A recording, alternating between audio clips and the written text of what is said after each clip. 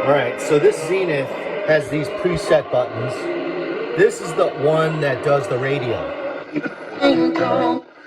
That's from my first baseball card team.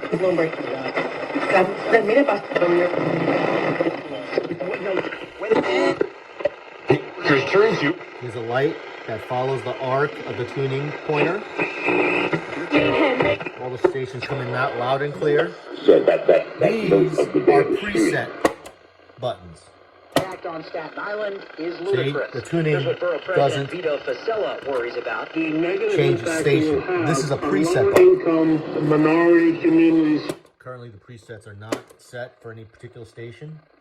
This is the one for the radio. So it tunes in radio stations. These do not. They're presets. I don't know why Zenith did it this way. They just did it this way. It's not marked as radio. Maybe that was in their instruction manual, but it doesn't say radio, but this is the one that does the radio. Shamed, and now they'll be imprisoned. And they should be.